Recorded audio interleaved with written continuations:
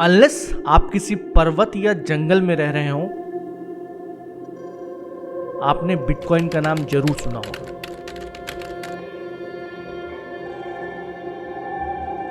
Bitcoin नाम तो सुना है, लेकिन क्या आप इसे जानते हैं?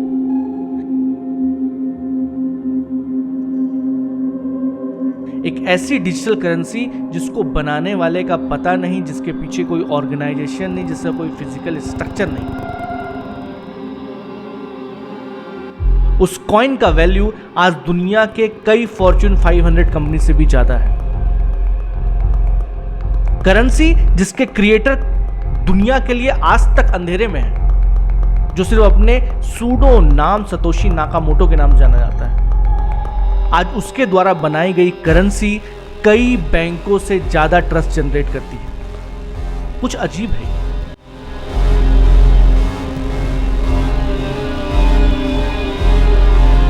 कैसे बिना फिजिकल ऑफिस के, बिना किसी स्वरूप के, बिना किसी बैकअप के, बिना किसी फिजिकल ढांचे के एक कंपनी 10 साल के अंदर $0 से $1 बिलियन वर्थ फॉर्च्यून की हो जाती है।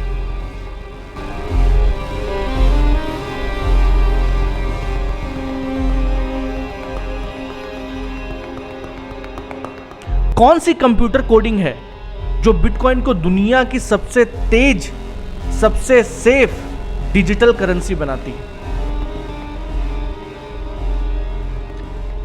इसके पीछे कौन सी टेक्नोलॉजी लगी है जो लोग आज के डेट में एक कॉइन के लिए 25 से 50 लाख रुपए देने को तैयार हैं?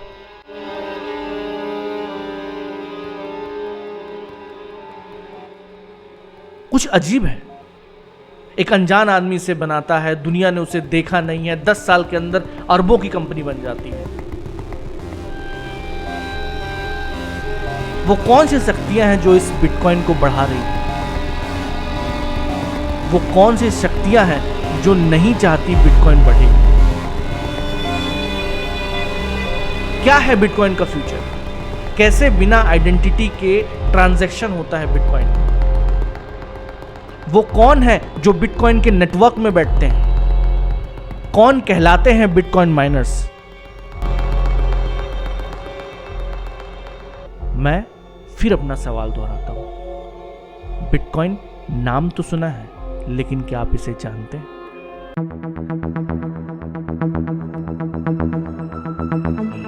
सवाल बहुत है, जवाब दूंगा मैं। हाय, मेरा नाम अनुज है और मैं एक टेक्नोलॉजी ट्रेनर हूँ पिछले 7 सालों से। मैं बहुत दिनों से देख रहा था कि कुछ बिटकॉइन की ट्रेडिंग की बहुत सारी चैनल्स हैं, बट टेक्नोलॉजी को समझाने के लिए लेमैन के लैंग्वेज में, बहुत आसान शब्दों में, हमारे लैंग्वेज में बहुत कम चैनल हैं। तो मैं चाहता था कि बिटकॉइन की टेक्नोलॉजी के ऊपर मैं आपको एक वीडियो बनाऊं, ताकि लोगों को समझ में आए कि बिटकॉइन और क्रिप्टो करेंसीज कैसे काम करती है, क्या उसका मार्केट तय करता है, कैसे उसके प्राइजेस बढ़ती है, कम होती है, कैसे उसका ट्रांजैक्शन होता है, और ये आखिर में ये भला है क्या। तो इसी को देखते हुए पिछले 2 वीडियो मैंने बनाया। आपने अगर नहीं देखा होगा डिजिटल करेंसी और बिटकॉइन कैसे शुरू हुआ, तो आप उसे जाकर ज़रूर देखें, या इस वीडियो के बाद जाकर देख सकते हैं। तो ये पहला एक वीडियो है जिसमें आपको पता चलेगा कि ट्रांजैक्शन कैसे होता है और बिटकॉइन काम कैसे करता है। जब हम बिटकॉइन की बात करते हैं तो बहुत सारी चीज़ें हैं। मुझे लग रहा था मैं पहले क्या बताऊं, क्रिप्टो बताऊं या ब्लॉकचेन बताऊं या ट्रांजैक्शन नेटवर्क माइनिंग क्या बताऊं। तो मुझे लगा कि पहले मैं आपको ये समझा दूं कि ये एक आसान शब्दों में बिटकॉइन है क्या और कैसे काम करता है और किस तरीके से इसका प्राइसिंग और बाकी सब चीज़ तय होते हैं। तो इस वीडियो को अंत तक देखिएगा, आपको बिटकॉइन के बारे में बहुत कुछ नॉलेज हो जाएगा। और आगे के वीडियो अगर आप देखते रहेंगे तो आपको बिटकॉइन की सारी टेक्नोलॉजीज़ के बारे में आपको यहाँ पर जानकारी मिल जाएगी। तो हम शुरू करते हैं कि बिटकॉइन क्या है। एक डिजिटल करेंसी जो हम पहले भी देख चुके हैं कि बिटकॉइन एक डिसेंट्रलाइज करेंसी है, जो कि 2009 में सतोशी नाकामोटो नाम के एक व्यक्ति, जिसको कोई नहीं जानती कि वो आदमी है, औरत है, या कोई संस्था है, ऑर्गेनाइजेशन है, जापान का है कि यूरोप का है कि ब्रिटिश है या यूएस का है, किसी को उसके बारे में पता नहीं। एक सूडो नाम से ये ऑपरेट करते हैं और इन्होंने बिटकॉइन को बनाया था पहली बार। और 2009 में हेल्फनी नाम के व्यक्ति के साथ इनका पहला ट्रांजैक्शन हुआ था। 2010 में पहली बार पिज़्ज़ा खरीदा गया था, कॉमर्शियल ट्रांजैक्शन तब हुआ था। बिटकॉइन एक डिसेंट्रलाइज्ड डिजिटल करेंसी है। हमने डिसेंट्रलाइजेशन और डिजिटल करेंसी दोनों पिछले वीडियो में देख लिए हैं कि डिसेंट्रलाइजेशन क्या होता है और डिजिटल करेंसी क्या होती है।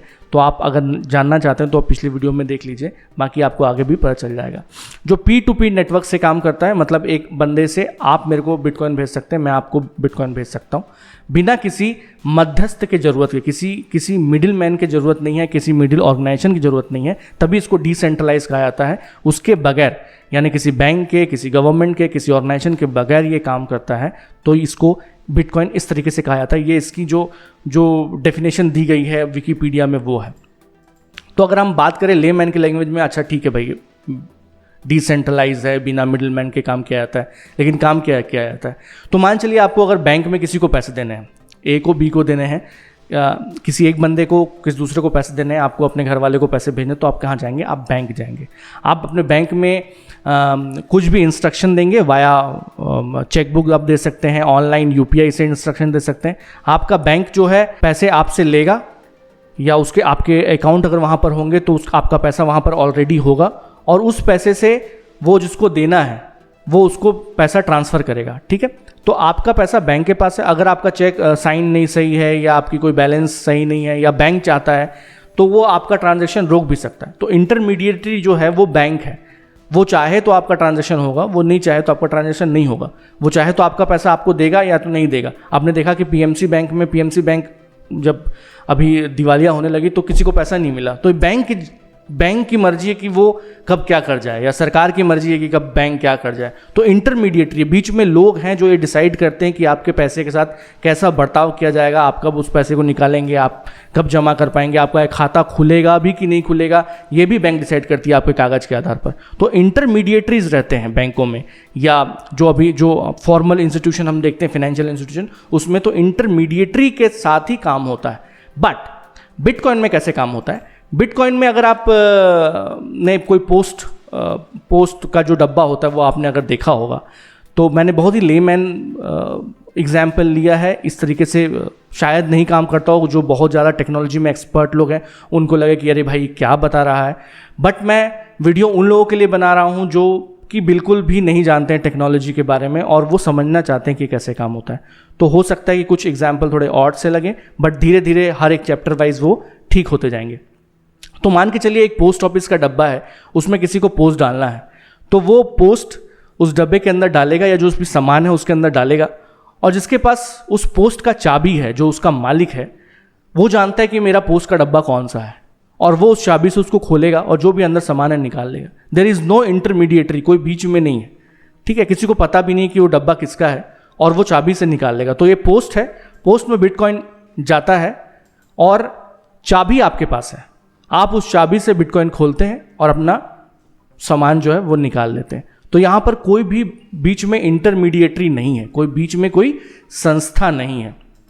तो अगर हम अलग से देखें तो अगर आपके पास एक पोस्ट है तो हो सकता है कोई जासूसी कर रहा हो, कोई एजेंसी देख रही हो, तो उसको पता चल जाएगा भाई ये तो पोस्ट है इसका, ये इस बंदे का पोस्ट है, यहाँ पर लोग आते हैं, डिपॉजिट करते हैं, चल जाते हैं, मुझे पता है ये इस बंदे का पोस्ट है।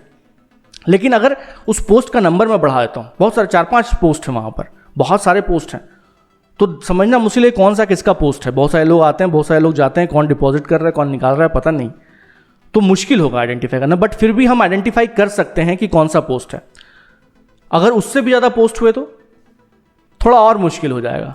और मान के चलिए कि एक बिल्डिंग के साइज में, जैसे एक बिल्डिंग में इतने सारे ब्लॉक्स होते हैं, इतने बिल्डिंग्स होती हैं, उतने पोस्ट हुए और हर एक ब्लॉक के अंदर भी ब्लॉक हुए, तो बहुत मुश्किल है ये जानना कि उसके अंदर किसका पोस्ट है। उसका चाबी सिर्फ उसके मालिक के पास है, वो सिर्फ खोल सकता है और कोई बीच में नहीं खोल सकता।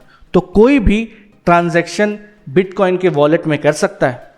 लेने वाले को उसका की पता है, रिसीविंग की, वो उससे उसको निकाल लेगा। बीच में किसी को पता नहीं चलेगा कि कौन इस वॉलेट में डाला है या वॉलेट में निकाला है।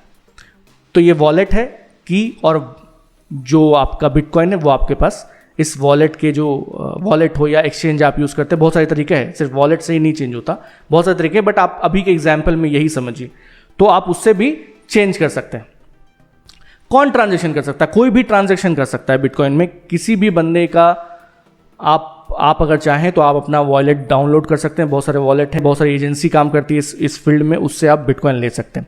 तो बिटकॉइन की शुरुआत कैसी हुई होगी, एक एग्जाम्पल के थ्रू आपको मैं बताना चाहूँगा कि मान के चलिए 3 लोग हैं और एक 100 बिटकॉइन उन्होंने पकड़ा, तो ABC मान के चल लेते हैं कि ABC के पास 100 बिटकॉइन है और वो आपस में डिवाइड कर लेते हैं तो 33.33 के करीबन बिटकॉइन आते हैं। अब ये 3 लोग हैं नेटवर्क के अंदर, ये तीनों के बीच बिटकॉइन डिवाइडेड है। तो पहला ट्रांजैक्शन जब हुआ सतोशी नाकामोटो के थ्रू हेल फेनी को, तो वो उनके बीच में से सतोशी के अकाउंट से हेल फेनी के अकाउंट में गया, ठीक है। उसके बाद और भी लोगों ने ले सकते हैं। तो मान चलिए C को नीड है कि एक पिज़्ज़ा खाना है, जो 2010 में पहली बार पिज़्ज़ा मिला, तो एक पिज़्ज़ा खाना है और D पिज़्ज़ा बेचता है, उसने कहा कि ठीक है मैं बिटकॉइन के बदले पिज़्ज़ा देने को रेडी हूँ, 10 बिटकॉइन आप मुझे दीजिए, मैं आपको पिज़्ज़ा दे दूंगा। तो 10 बिटकॉइन की कीमत एक पिज़्ज़ा के बराबर हो जाती है और उसके बाद जो बाकी बिटकॉइन जो 100 ही है वो बढ़ता नहीं है, 100 ही है। A और B के पास 33.33 बिटकॉइन अभी भी हैं और C के पास 10 कम हो गए हैं और D नया प्लेयर आ चुका है, उसके पास 10 बिटकॉइन और है। तो बिटकॉइन की संख्या जो है वो उतनी ही रहती है और नेटवर्क में लोग बढ़ते जाते हैं। इसी के द्वारा बिटकॉइन का प्राइस जो है ऊपर या कम होता है। अगर बहुत ज़्यादा लोग नेटवर्क में बढ़ जाते हैं, बहुत ज़्यादा जो बिटकॉइन है, टोटल बिटकॉइन है जितना रिलीज होगा, बहुत सारे जो इसके इन्वेस्टर हैं, जो स्टार्टिंग के लोग हैं, बहुत सारे बिटकॉइन लेके रखे हुए हैं, अगर वो जितना छोड़ेंगे उतना मार्केट में उसकी वैल्यू कम होगी। मान के चलिए आपके मोहल्ले में सभी के पास करोड़ रुपए है और एक सब्जी वाला आता है और वो बहुत ही अच्छा सब्जी बेच रहा है, बहुत ही कीमती सब्जी बेच रहा है, तो सारे करोड़पति हैं उस मोहल्ले में, तो सब के सब बहुत ज़्यादा रेट दे सकते हैं, 500 रुपये 1000 रुपये तक दे सकते हैं उस सब्जी के लिए।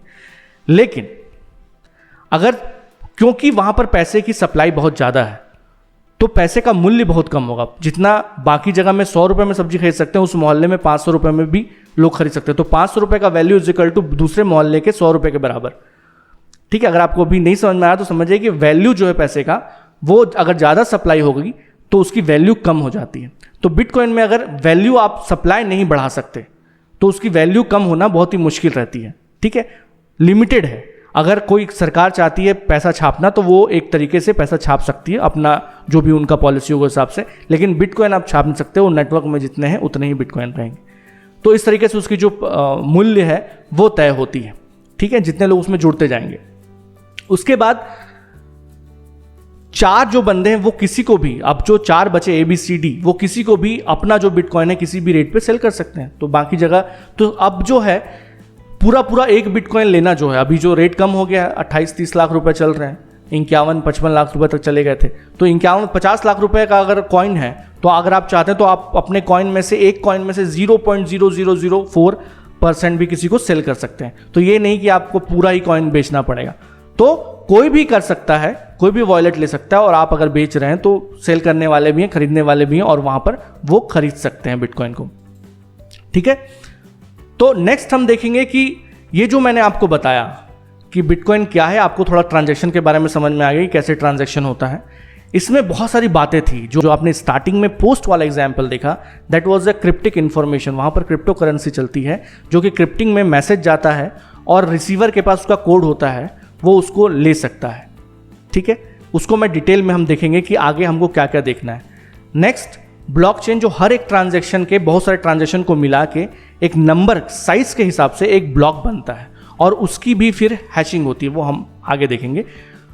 तो वो ब्लॉकचेन कहलाता है। इसमें इसके अंदर हैशिंग भी आता है और बाकी बातें, माइनिंग, नेटवर्क, इस सब को लेकर आप आगे हर एक सब्जेक्ट के बारे में, बिटकॉइन और क्रिप्टो करेंसी के हर एक नॉलेज के बारे में आपको इस चैनल में जानकारी मिलेगी। बहुत ही सामान्य एग्जाम्पल, बहुत ही सरल एग्जाम्पल, इतने सरल एग्जाम्पल कि मुझे वीडियो बनाने में लग रहा है कोई हंस ना दे। इतने सरल एग्जाम्पल के साथ आपको बिटकॉइन की सारी जानकारी मिलेगी। हम ट्रेडिंग के बारे में बहुत कम बात करेंगे, टेक्नोलॉजी के ऊपर बात करेंगे, क्योंकि ट्रेडिंग में बहुत सारी जगह में बहुत ही खराब टेक्नोलॉजी की जो क्रिप्टो करेंसीज हैं वो मार्केटिंग के कारण बहुत ज़्यादा रेट उसके हो जाते हैं और उसमें लोगों को बहुत नुकसान होता है। तो लेकिन हम देखेंगे किस करेंसी की टेक्नोलॉजी कैसी है, कौन कैसे काम करता है, और टेक्नोलॉजी बेस्ड जो इन्वेस्टमेंट होगा उस पर ही बात करेंगे। बाकी हम टेक्नोलॉजी और ब्लॉकचेन और क्रिप्टो करेंसी के बैकएंड जो होता है उसके बारे में ही इस चैनल में चर्चा करेंगे। अगर आप इन सब बातों के लिए इंटरेस्टेड हैं तो प्लीज़ सब्सक्राइब दिस चैनल, और जो भी आपको लगता है क्रिप्टो करेंसी और ब्लॉकचेन को लेकर